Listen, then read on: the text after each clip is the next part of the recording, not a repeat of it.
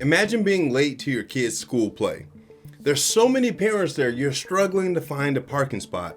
You finally see one, you jump out, you pay $2 at the meter, you jog inside just in time to watch your kid take the stage. But later that night, as you're taking your kid for some celebratory ice cream, you notice that hundreds of dollars have gone missing from your bank account. And it's all because of a 2-cent sticker? Stay tuned, because I'm going to show you how scammers are using a sticker to drain your bank accounts, and most importantly, what you can do so it doesn't happen to you next. So this actually took place in California. A driver pulled up to a parking meter and scanned the QR code on the machine, entered her credit card information, and thought nothing of it. She paid for her parking and went on about her day. She had no idea the QR code she scanned was a fake sticker placed directly on the real payment instructions by the scammers who had walked through the neighborhood hitting meter after meter.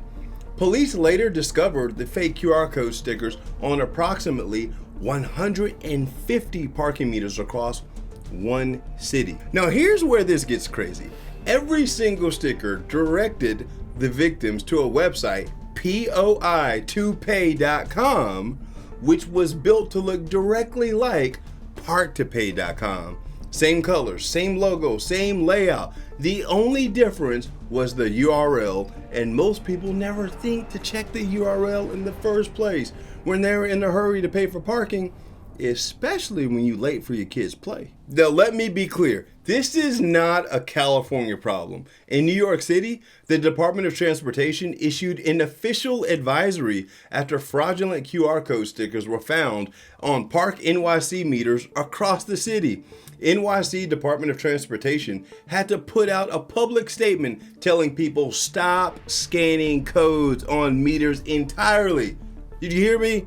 Stop scanning them entirely. They can't be trusted. But I'm sad to say, it gets worse. In Denver, scammers placed fake QR codes on parking signs and redirected drivers to websites hosted outside of the United States, where the stolen car data was collected internationally. Now, this is not like just old data. I'm talking about February of 2026. The city of Asheville, North Carolina issued a warning about fake QR code stickers found on their parking meters. This scam is not slowing down, it's ramping up. Have you ever scanned a QR code somewhere without checking where it was taking you? Drop a link, please don't drop a link. Let me know in the comments, because I think the answer is going to surprise a lot of people watching this video right now. So let's talk about how this scam actually works. The mechanics are almost insultingly simple, and this is why this scam is so effective at scale. The scammer buys a roll of QR code stickers for a few dollars and creates a fake parking payment website using free templates in about an hour. They copy the exact colors, logos, and layout of whatever real city or parking app looks like. The URL is close but not exact. Something like POI to park instead of pay to park, or parknyc-pay.com instead of the official parknyc.org. They literally walk downtown and place these fake QR codes on top of the real ones right next to the legitimate instructions on how to pay. They can literally cover over 50 meters in less than 20 minutes. Nothing about this requires any technical skill at all. It requires 2 cents and the willingness to walk around and get some exercise. When you scan this code, you land on their fake site. It asks you for your license plate number, your credit card information, which is exactly what the real site would ask you for. You have no reason to suspect anything. And that's what they want you to do. And here's the part that news reports are completely missing out. And this is the part that I need you to understand. When you submit your information on one of these fake sites, the scammer receives your full credit card number, expiration date, card verification code, and your name and your license plate in real time. And here's the critical thing. They don't need to clone a physical card to use it anymore. They don't need to print anything or build a device. With those 4 pieces of information, they can start purchasing online immediately, within minutes of you submitting your information to the fake parking site.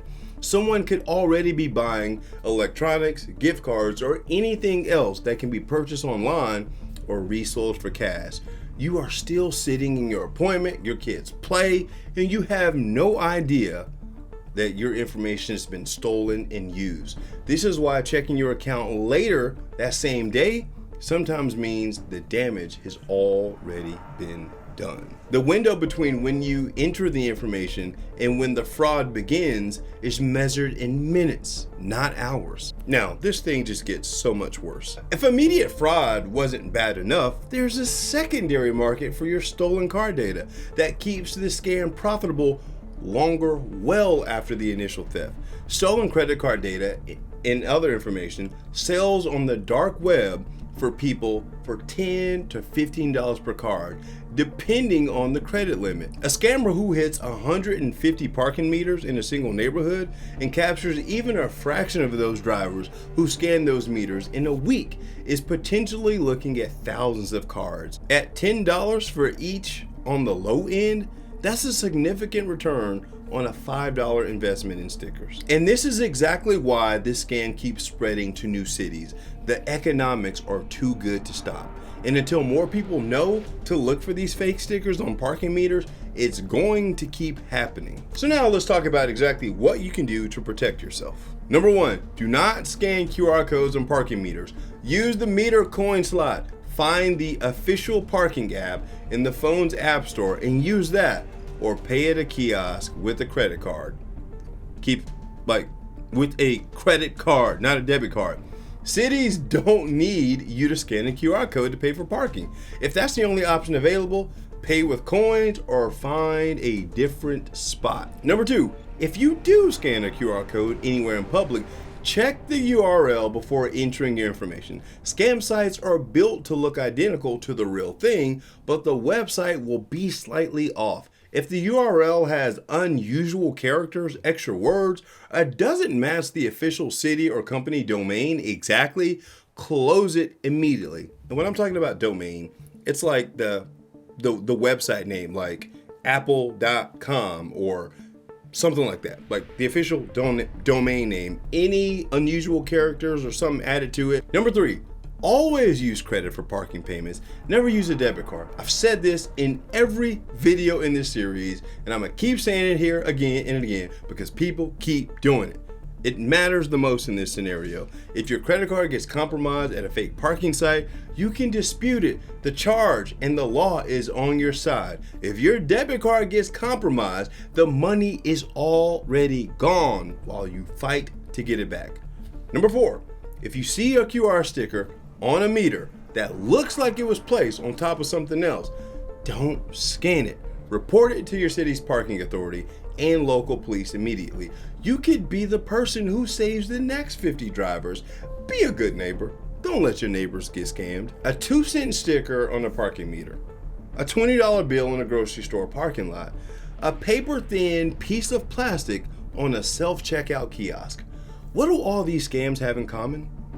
They're shockingly simple.